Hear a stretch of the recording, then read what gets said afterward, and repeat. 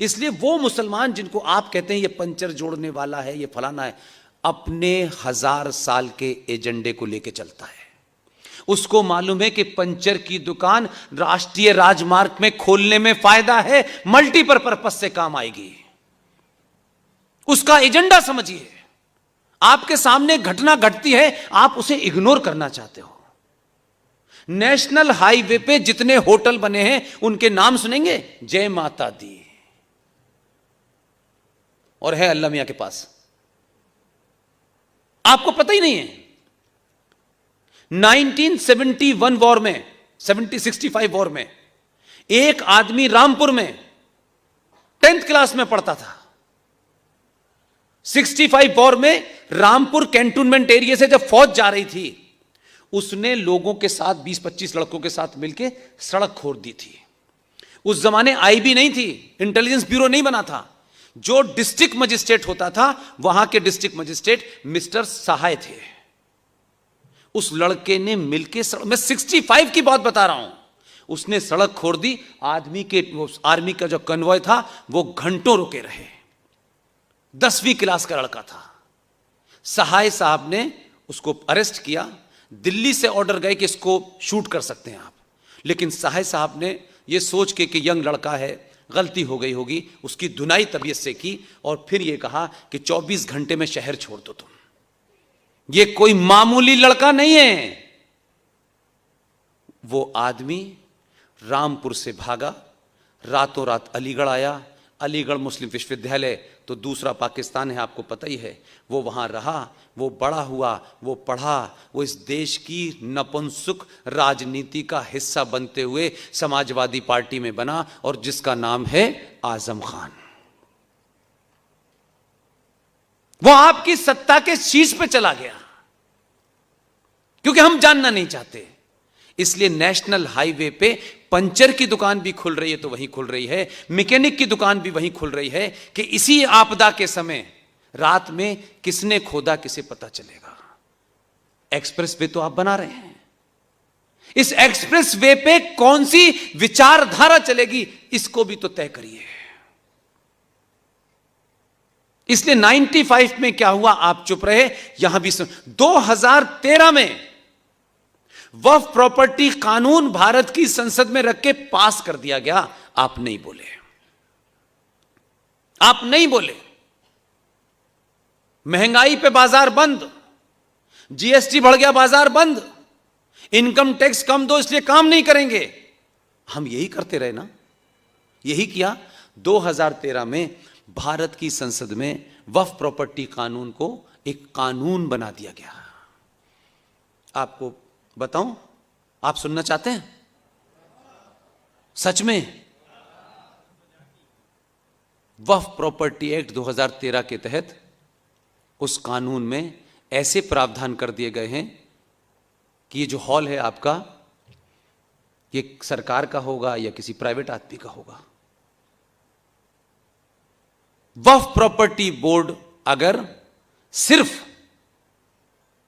ये लिख के भेज दे कि ये हॉल वक्फ प्रॉपर्टी पे बना हुआ है, आपको नोटिस भी सर्व नहीं होगा। एज पर द कानून नोटिस सर्व नहीं होगा। एक आदमी आएगा और ये कहेगा भाई इसको खाली करो, हटाएं इसको। आप पूछेंगे क्यों? बोले कि आपकी प्रॉपर्टी नहीं है। जो ये कह रहे हैं कि ये वक्फ प्रॉपर्टी पे है, आपके कानून के तहत उसे प्रूफ नहीं देना, उसे सिर्फ कहना है। धक्के दे करके बाहर निकालेगी, सब बंद करके ताला लगा करके वक्फ प्रॉपर्टी वालों को चाबी दे देगी। आप बड़े कानून, उसूल, मर्यादाओं से चलने वाले महान नागरिक हैं देश के। आप अपने कागज लेके जाएंगे, उस कानून के तहत हाई कोर्ट इसकी सुनवाई नहीं कर सकता। आपसे कहा क्या है? क्योंकि आपको सोने की आदत है, सोइए। यह कहा गया है कि आपको अपनी लड़ाई लड़ने, अपने कागज लेके वक्फ प्रॉपर्टी का जो बोर्ड है उसके ट्राइब्यूनल में अपील कीजिए। अब आप मुझसे पूछ सकते हैं कि इस बात में क्या सत्यता है, यह मन में आपके आ रहा होगा। आपको लग रहा होगा कि इतनी चौंकाने वाली बातें हैं, हमें कैसे नहीं पता? हम तो रोज टाइम्स ऑफ इंडिया पढ़ते हैं, हम तो रोज 1 घंटे टीवी देखते हैं। यही आपको लगता होगा ये सारी बातें मुझे ही क्यों पता हैं? जाइए घर पे वेरीफाई करिए। कल भी मैंने कहा और आज फिर कह रहा हूं, नई नई शादी हमारे यहां बच्चे करते हैं, लड़के लड़कियां, पूरा परिवार शामिल होता है, शादी होती है, बड़ी खुशी होती है, और पति भी कमाल का आदमी होता है। अपनी अच्छी खासी पत्नी को, जिसके साथ अभी जीवन उसने शुरू किया है, सबसे पहले उसे ताजमहल दिखाने ले जाता है। मैं पूछता हूं, कभी 2 बार अपने मन से भी तो पूछा करो कि यार हम ये क्या करने जा रहे हैं, कहां जा रहे हैं, क्या दिखाने ले? ताजमहल क्योंकि हमें पढ़ा दिया गया है, तो हमारे माँ बाप की, हमारे बड़ों की जिम्मेदारी नहीं थी कि ये गलत लिखा है बेटा, ये नहीं है। ताजमहल एक कब्र है किसी की, उसे खूबसूरत बना दिया गया है और कहा गया ये मोहब्बत की निशानी है। उनकी अपनी किताबों में लिखा है ये मोहब्बत की नहीं, ये तकलीफ की निशानी है।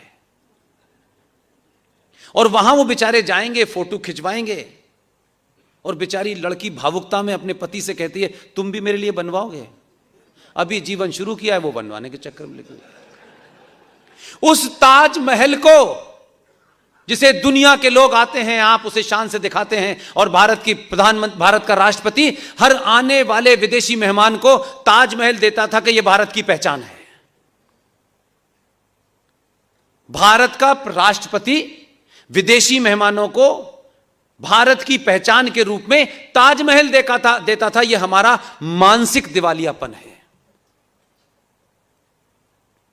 उस ताजमहल को वक्फ प्रॉपर्टी बोर्ड ने अपनी प्रॉपर्टी घोषित कर दिया है, सारे अधिकार सरकार से ले लिए हैं। अब उस ताजमहल का मेंटेनेंस को छोड़ करके सारा पैसा वक्फ बोर्ड के पास जाता है, और भारत सरकार का एक institution archaeological survey of India supreme court से 5 साल से अपील ही कर रहा है, सुप्रीम कोर्ट सुन ही नहीं रही। ताजमहल चला गया भारत सरकार के हाथ से, वक्फ वालों ने कहा ये तो हमारी प्रॉपर्टी पे है और ये हमारी है। कोई जवाब नहीं है। छोटे मोटे के घर पे कब्जा नहीं किया है, वहां से शुरू किया है। तब भी आप कह रहे हैं अच्छा हमारे घर पे आओगे तब देखेंगे, तब तक आप रहेंगे?